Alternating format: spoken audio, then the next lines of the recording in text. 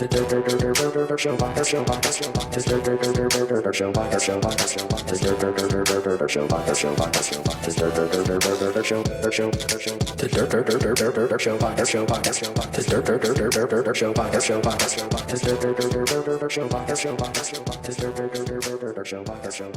welcome back to the Durp Show podcast, everybody. I am your host, Big Ern. Off the top, follow me on Twitter and Instagram at ezb14, and make sure you check out the website ezb14.com. This is episode 26, and we got a very, very special episode this week. Coming live from sunny and beautiful San Diego. Today's guest is a very special homie. Has a special place in my heart. He knows it. Thank you, man. Thank you. Appreciate it. He is one of my closest friends. Without further ado, this is Luis, a.k.a. Luis. Say what's up to the crowd here. What's up, guys? Thanks for having me on, man. I just want to let you guys know, right off the bat, if this guy's ever dropped ezb14 or ezbizzles, more specifically, I coined that. Nickname. You did. So, I mean, it is what it is. I needed to say that piece before we go any further here. So that is so very true, because I do actually call myself ezbizzle, and all my homies from back home actually started adapting that. You know that? Yeah. They'll be like, ezbizzle, roll through. That was all me. So I'll go ahead and happily take credit for that. That was all me. Okay, so before we get started in today's topics, let's just talk about how we met, because we're obviously good friends. But the story goes that we weren't that good of I hated you.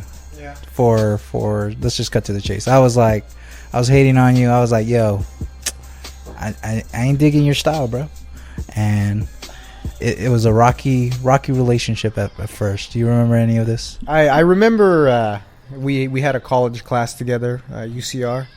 Shout out to the Highlanders out there, doing big things. I mean, yeah, I remember you. I didn't know what to think of you. You know, you wore a lot of red.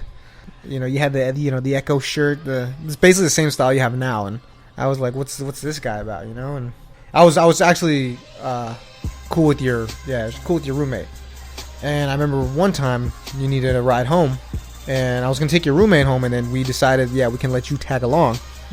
You know, and well, can we say before we get started? Can we say that, like, I'm a very intimidating looking kind of guy. Everybody tells me that, like, at first they're like, "Yo, like, you're not easy on the eyes. You stand out." I was a little sketched out, if you will. I was uncertain of what to think of you, but I'll go ahead and I'll tell the main part here is you get in my car and I think I'm playing a mixtape by The Game. No, it was his album, right? It was an album. It was official.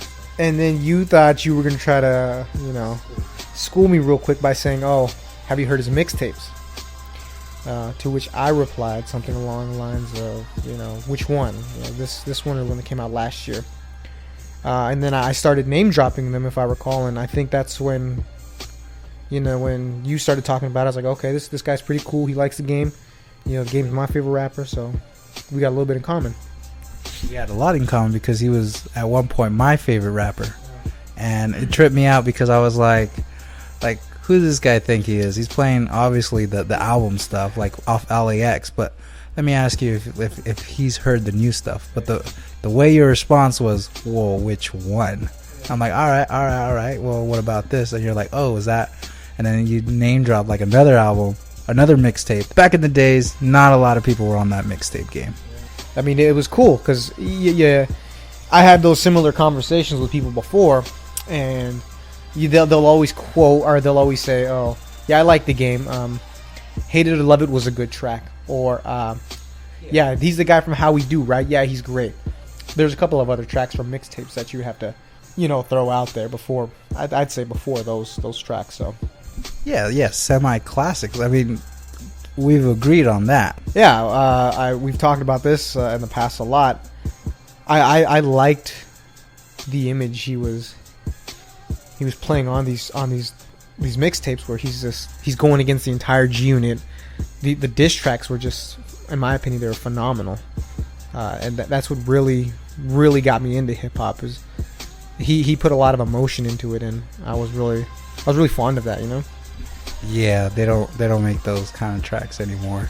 Back in the day when Beef was selling, I would argue that Beef sold a lot of these albums. We disagree on that point, but he was the Beef King in my book. So yeah, so we're kind of touching on all topics here, but let's take it back. Okay, so Game, I was a huge fan. You're a huge fan. We instantly clicked just off of that. The thing that I liked about him was that he was so different. He wasn't a Crip, he was a Blood, and he was proud of being a Blood, you know. And coming from Northern California, where you don't really see the red bandana on television, on the mainstream, it was just something we can rock, like as a town. And then it was a little iffy because he had beef with the Bay Area before he was even out. Like, we're talking when like the G Unit album just came out. Like, he was already signed to G Unit. He was the next in line. Dr. Dre protege. Dr. Dre, bro. Dr. Dre, you know, he's arguably a living legend. And he had a really good relationship with Dr. Dre, if I recall. He was one of the first artists ever that Dre actually allowed into his home. Like, they had a really good relationship. He had Dre as a mentor, and he had a lot of those great Dre produced tracks on his albums. Dude, the Game, and then he was on the covers of all these magazines. This is pre-MySpace era. This was a different time in hip-hop. You would need the cosign. Like, 50 was the biggest name prior to the Game. I'd agree. And the cosign meant everything. I mean, how do you think Kanye West got on? I'm gonna argue that Jay-Z put him on. Yeah, I wouldn't disagree. Back in that time, I would say the cosigns were huge, because at that time also, if you associated with somebody else and they had beef, then it was a problem. And we both know what happened there. 50 Cent went on record off the Massacre, right? Piggy Bank, right? Just because Jadakiss and Fat Joe jumped on the track with his arch nemesis, Ja Rule. He wanted New York. I think he wanted Game to diss them, and Game wouldn't do it, right? Yeah. No, he had like said it in a magazine, like, you know what? That's 50's beef, but I'm cool with Jada, and I'm cool with Fat Joe. And then after that, we spiral into the beef, right? Yeah. The beef. Topic number 1, main big topic, and I got a question for my guests here. How big of a part did the Game have to do with the fall of G Unit? So it's a very interesting conversation. We talked about this before, but let's say it for the podcast. What are your thoughts? Go. I think that Game is one of the bigger reasons why G Unit, 50 Cent lost their popularity in that time period. And I may be wrong. This is just, factually, this is just my opinion. I think that fans see 50 Cent, during a period where he's the king. He's, destroying Ja Rule. He's got the beef with Jadakiss, Nas going on, and he's a rising star. But he can't control, this problem out of the West Coast. Game is putting, diss track after diss track. I think the one I first remember, of course, was the most infamous 300 Bars. And then he had Ghost Unit, Stop Did You Stop Lying. We got a couple of 50 Cent tracks, in response. The damage at that point had already been done in my book. People needed a response from 50, I think. I think it took a lot of his credibility away. It did, but at the same time, so this is what happened. So the documentary drops. People are feeling it. Like the first 3 singles, West Side Story. Let me guess. West Side Story, How We Do, and Hate It or Love It were all with 50 Cent. So then 50, I believe he went on Hot 97. I think that's when he was like, he had told the DJ jockeys, he was like, you know what, as of right now, Game is no longer part of G Unit, right? Yeah, and it caused this whole ripple. So then for the Game's response was to go on the defensive. Attack. And you just spoke on it. He did 3 mixtapes, but most of those tracks were exclusively disses to his former running group, and he tried to dispel all those rumors, saying, you know what, I was signed to Dr. Dre, never to 50 Cent. Yep. At that time, he was fighting for his life. I remember those promos when the Doctor's Advocate was going to come out. 50 Cent, you'd see him out in LA with the Game is number 1 shirt, still promoting his artist. 50 Cent definitely still was going to still get a piece of that pie. I really don't know what happened with that situation. We probably, it's probably some behind the scenes. Game has to give some money to 50 for that, right? Yeah, pay him out. But I mean, going back to the the original topic, yeah, Game had a lot to do with not just 50, because then I remember he was cool with Young Buck at first, right? I mean, he just didn't say anything about Young Buck, and then Young Buck started saying things, and then he had to take Young Buck out too. I mean, he took all of them out. I mean, it's great. All right. Question. Here's an audible for you. So when would you say was like the stamp that said, yeah, G Unit's done? When did you tell? When was that? Like, was a certain album, somebody do something, Like, when was the last that you were like, yeah, Game did this, they're done, game over? When would you say it? That's kind of, it's hard for me to remember exactly when, but I remember a couple of things, and I don't chronologically, I don't know when they take place. I remember that G Unit album. I think the follow up to Beg for Mercy came out. Didn't do too hot. They never did a follow up. Yeah, they did. Well, no, like, it's their follow up album. It's not like a Beg for Mercy 2, but there was a second G Unit album. And in that album, you remember how on the first G Unit, Tony Ye was like on a wall because he's not with the group? Yeah. Well, in the second album, it's Young Buck. That's like, it's just his shadow. He's not featured on the album cover. I don't know. See, I remember that, and then I remember 50 going up against Kanye. That's when that was happening to everyone. You start seeing you credit bloggers to the fall of record sales. All right. Let's, before we get to that topic, the fall of G Unit, I want to say this is the fall was, so 50 did really well, right? He kicked everything off with his debut, Get Rich and Die Trying. And then I want to say Beg for Mercy came out next. Because what was crazy was that even Lloyd Banks, when he put out his album, it went platinum off the strength of 50. That was they all did pretty decent. I think. No. Tony Yayo flopped. Well, except for Mr. Yayo, and that's a whole. That's but I don't even want to speak on that guy. But I mean, Young Buck did okay though. What was it? Welcome. Cashville. What's it called? Was it Welcome to Cashville? It might be that. Yeah. We don't do our facts here, guys. Yeah, this is very, and I'm holding back a lot just because I don't want to sound like an idiot on this guy's podcast, and I don't want one of his listeners to say, well, actually in 2008 this happened, or well, the numbers say otherwise. I'm keeping it very general based off what I can remember. It's more of a friendly conversation. I mean, we can get our facts out in another podcast, but this is just kind of how we feel about things. To me, like, Game definitely put a chip on the shoulder, but I think the music generation, the music industry was heading to a whole new direction. It really was, and I think we lived through it. We really did. And I want to say that it wasn't just the Game dissing, because there was a lot of beef in hip hop during a few years. I want to say it was during my high school years, and I absolutely loved it. I thought I was a high school kid, so beef was great. Do you remember those beef hip hop DVDs? Oh, yeah, those are. Beef 3 is the one where Game's getting it tattooed on himself, right? Yeah, that one was awesome.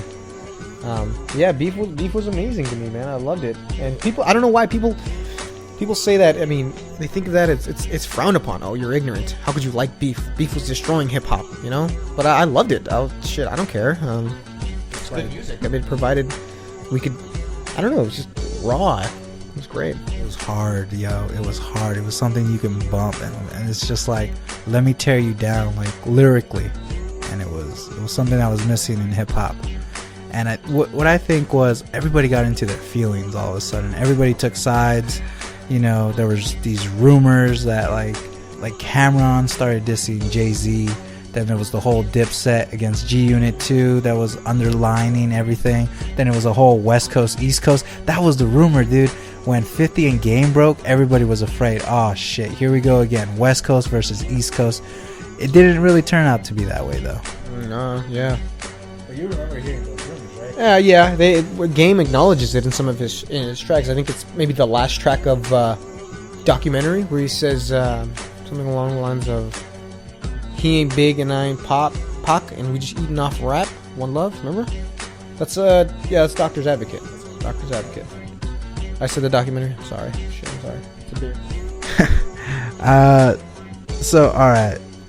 So you would say that beef did not deaden music because okay, we're gonna agree that after this whole shift, I agree, you agree, the music was whack. There was a certain time where the music was whack. What do we blame it on? Who do we blame it on? I don't think there was any less quality to the music. I just think that there was something missing to where hip hop records weren't selling. Like it was an expectation when you came out as a new member of G Unit or like Game and Lloyd Banks. The expectation was you're gonna go platinum. A good album release was gold that first week, right? Or am I over? That's what it was, right? It's you're going gold and it's a decent album. Then this is just following the Eminem years. So After Eminem show, those things did ridiculous numbers. Nelly and Eminem tied for like the #1 spot in like album sales in hip hop. Which one was that? That was the Air Force One album, right? It's the one where Dilemma came out. Yeah, I remember that. It takes me back. Every time I hear Dilemma, I just hear that. Dude, that's middle school stuff, dude. Simpler times. All right, so I don't care. Luis knows me. I'm the biggest hater here. I'll say my biggest unbiased opinion. This guy is the out of all my friends, without a doubt. This guy is the biggest hater I've ever met in my life. Yeah, I'm almost scared to tell him things because I know he's gonna just shoot it down. I'll be like, oh, what was it? It was I like some artists. I'll be like, hey man, have you checked this guy real quick? Yeah, it's whack. Or just nah, I wasn't feeling it. Or whack. But yeah, you're a big hater. I hope your listeners know that. I am a huge hater because that's the thing with me is that I try to argue with everybody, and that's the problem. Like, even my brother says, dude, you always sound like a smartass. You always think you know everything. And I'm like, you know what? Sometimes I feel like that. But getting back to the point is that I will give my unbiased opinion, and that's my opinion. Like, that's why I created the Durp Show podcast, so I can give out my opinion. And my opinion on what really caused, I want to say, like the mainstream music to go down in quality was few things. It was the beef that was going all around, not just the Game and G Unit. That created a ripple effect that affected the rappers in Houston, because then all of a sudden the Houston rappers came up, which was a new form of South. Are we talking the Mike Jones Chamillionaire era? Yeah, Little Flip against T.I. Yeah, I remember seeing that stuff on. Remember back to the beef DVDs. He went to was it Cloverfield or wherever Lil Flip resides, and there was an altercation. Yeah, it was bad stuff. T.I. is a real one for that shit. That's subjective. I don't know. I'm not gonna comment on that. Come on, you do know he went over there. I don't know. No comment. No comment on that. Okay. Who else was throwing shots? Shout out to Lil Flip. No, I'm just kidding. Hey, I don't know. Maybe he's listening. So out of respect for Mr. Flip, I won't speak on it. Okay, little side story here. Go ahead and tell them the story about your website and the missed opportunity. No. Well, okay, all right. We'll get back to the initial There's conversation. a certain artist whose name rhymes with Shemdrick Blamar. And I used to, with my two other associates, operate a hip-hop website. And this website was dedicated to hip-hop news. Basically like a thisis50.com or one of those hip-hop webs. I think, what was the other one back in the day that everyone went to for their hip-hop news? SOHH was a good one. And then you were on the two dope boys, right? Yeah, shortly after. We had something going on like that, and we took the news, and then we also incorporated our opinion on it. We acted like we were the voice of reason in hip hop, and that our voices were. Hard to do that. Yeah, it's tough. It's tough because you'll always have people that want to fact check you, and that'll just make you look like an idiot, and you can lose credibility with one bad article. It's risky stuff. Anywho, we actually got in contact with Shemdrick Blamar's manager at the time, and we asked for an interview with said artist. And this was before this artist became the number one artist right now. Yeah, that's how it is, man. It was when he was up and coming, but a certain someone, I won't drop his name, introduced me to this artist, and that guy's me, and I really liked him, So we reached out and we got a response saying, yeah, we'll do the interview. Just show us a little more of the website and tell us a little about it, and we'll be good. We'll set up something in person. Couldn't believe it. We were like, wow, this is really happening. It was decided, however, that we were embarrassed. We were embarrassed of our website. Yeah, we weren't big enough, we felt, to be able to handle this kind of interview. We were embarrassed, so we just never followed through with it. One of the biggest regrets I have is not giving that interview. Why did I bring that up, though? It was going to lead to something there when I brought that up. I don't know why I'm a failure in life. I don't know. All right, so it's clear that me and Luis feel very passionately about music. I've said, you know what, screw it, it's my opinion, because at the end of the day, when I was trying to be politically correct with everybody, and you know me, though, I have some of the facts, some of the great counter arguments, that. You do. You're not always just hating. You speak from there's logic in what you say sometimes. But sometimes I just do feel like hating. Just be like, nah, that's trash. But I'll go back, and if I'm wrong, I will go back and I will say, you know what, I was wrong about this guy. And I've said that about a few artists. Like, you know what, at first I wasn't feeling him, but you know what, he's dope. You were thinking that of A$AP Rocky. I'll tell you that right now. Yeah. You didn't like that first album. No, I liked it. I really did. But yeah, I remember I was excited to tell you about that album. Hey man, have you checked this album out? Or meh or something. Yeah, you just said something just very dismissive about it, and I was like, oh, okay, asshole. So yes, you have been wrong. I mean, well, because from my understanding, you like his latest album, right? At long last, A$AP. Best album of 2015. Quote me on that. I don't care if Kanye West drops his album tonight.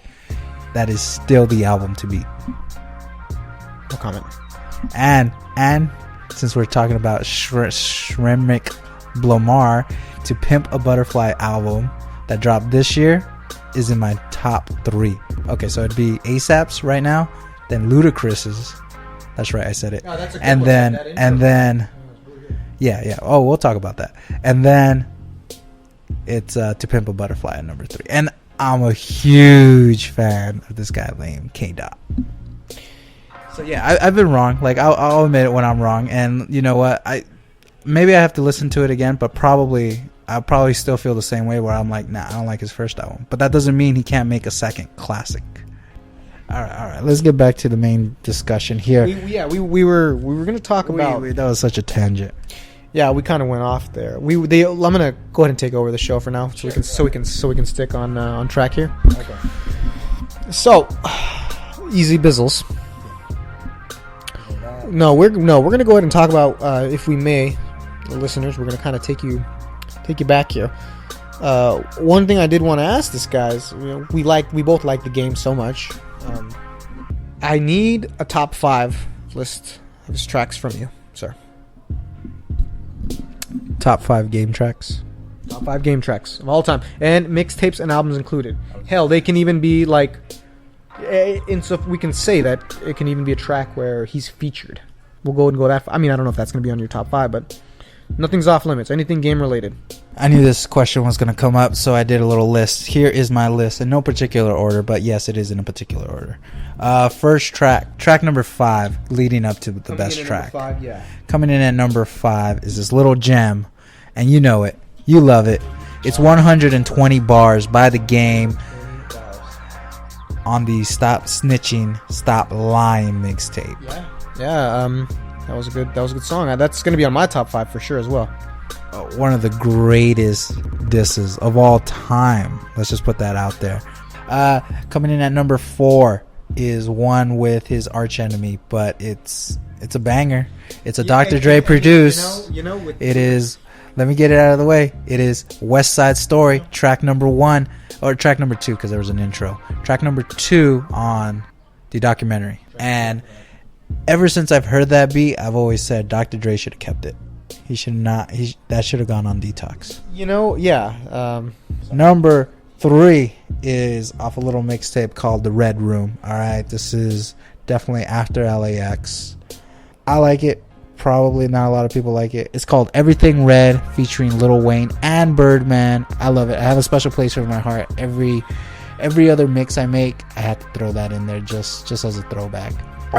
Number 2 is a track not a lot of people have heard of.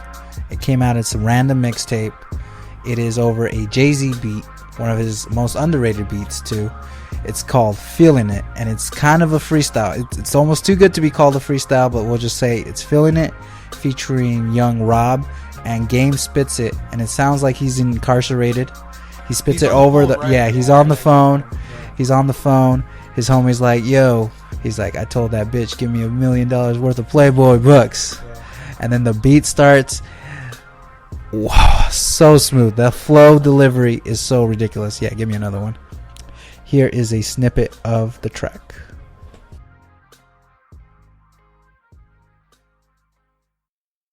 Young Rod, what's good, my nigga? Chuck, what up with you? Shit in here holding it down, man. When you gonna come see a nigga? Put something on my books, man. Yeah, I just shot you something the other day. It should be getting to you in like the next day or two. Yeah, I'm fucking with you, nigga. Bitch came, motherfucking bailiff came to my cell, nigga, and said I had like 2.2 on my books. What I want to buy? Told that bitch give me a motherfucking $1 million worth of Playboy books. You know I had to keep my nigga books right. Yeah, you keep a nigga flooded, man. I can't wait till I touch down, man. I'm gonna be on some shit. Alright, you been writing there? A little bit, you know what I'm saying? Writing on the walls and shit. You know what I'm saying? Couple bars here, couple bars there, and then fighting and shit. Yeah, you got something I can listen to real quick. Shit. Most of the trap niggas be faking. I'm talking in throne chasers. I diss them on any basis. Though Patron just in my face and stay blunted like Jamaicans. The Marleys puffing the finest cheaper. Fucking the finest deepers. If I have it, I like to meet you. Show you how I like the streets up. Kill niggas that never speak up. You my fans. Sit in the stands and watch me rip these beats up. Like a legend. Feel my presence like the dead ones. If I die, my only wish is my face on some air ones. Okay. My baby mamas, they drive 6s. As for my bitches, it's other rappers out there that's tricking. My only mission was to sell a couple records, buy a Bentley and drive reckless. A big medallion on my necklace. Right. Kane and Rakim do it, so much respect, kid. Hip hop is dead because you new niggas don't get the message. I used to call names out. You niggas don't deserve it, so lame out. Die from these bullets out of Game's mouth. Die from these bullets out of Game's mouth. And let's just call it for what it is. There was also that saying, hip hop is dead. Back in the day. And another tangent. We'll wrap this up here real quick here. Did Game give in to pressure to change his butterfly tattoo? You know, people were hating on that butterfly tattoo. Yeah. He tried to cover it up with the LA, and it had little wings on it, and then he put a red star over it. What do you think about that? Yeah, he should have kept it. Right? Yeah, I think he should have stayed true to himself. I remember he told us what it was about. Yeah, he should have kept it, man. He shouldn't have given it pressure. It was dope. I mean, I think people were thinking it made him a wuss or, because it was a butterfly, but Game's the real deal. You don't fuck with Game. Game will fucking put you 6 feet under. At number 1 on my list for the best Game tracks of all time is a real one. Before he says the track, I'm going to go ahead and say I probably co-sign this number 1. It's go ahead. It is a classic. There is no arguing with that. It is the legendary 300 Bars and Running. I first heard that track. My cousin, he played it for me. And prior to this, I thought, wow, G-Unit is the shit. Like, these guys are all, with the exception of Tony Yayo, I thought these guys were all very talented individuals, I thought they were the future of hip-hop, man. Like, I'll co-sign on G-Unit. I had these little dog tags, cheap metal ones with like the little clocks inside them. I don't know if you know them, but they're like these big heavy dog tags, and it said G-Unit. I was fucking about that G-Unit life, man. G-Unit. It was hella shady. You know what? And I'm going to say this here on this podcast first, okay? So if this ever comes out, mark the date. It is, what day is this? I thought of this 2 years ago, but you're going to hear it on on tape here tonight. Game is 50 need to get back together, and they need to do a tour. Okay, it's called G Unite. Okay, and you know how the O was like red in G Unite. Like all you have to do is add a green little E to the end of G Unit, and it'll be G Unite. Okay, because I know we're all hoping for one day to see Game in concert, and you know maybe for the release of documentary too. Well, it's probably not gonna happen, but we'll get 50 Cent on track. And while we're here, I guess we'll talk about my top 5. Yeah. You know, one of them would be Hate It or Love It, man. Hate It or Love It was... I keep hoping one day, like if I had a death wish, it would be that I'm at a Game concert and, you know, you see 50 Cent come on for Hate It or Love It with the Game. That's one of my top 5. And then you got 300 bars, of course. Now, the rest kind of... They all come in... I mean, none of them come in a particular order, but... I really like Put You On the Game. Great track. Great beat. I think it's a better beat. Great energy on the track. You know, he has this track. It's off of a Jay-Z beat, too. It's called 360 Degrees. You heard that track? It's on the A Million beat or whatever it is. A Million. But yeah, I really like that track a lot. And then notable mentions off of Perp Patron. There's this track called I think it's I'm a King. Oh, and then the 240 bars. Oh yeah. 240 bars and 120 bars. Those are really good tracks. And then like I mentioned Hard Liquor. That needs to be on a notable mention. Please put that on there. But yeah, that's where we're at on my list. And that should do it for part 1 of this episode. Make sure you come back here next week as part 2 will be uploaded. Follow me on Twitter and Instagram. That's at ezb14. And make sure you check out the website ezb14.com. Okay, Luis, take us out. Who knows what'll happen by next time, but keep it locked. You're on the Durp Show. Yeah. Greatest podcast ever. See you next time, y'all. Dre, you must have been off that Hennessy when you did this one, nigga. Hard liquor. Hard liquor.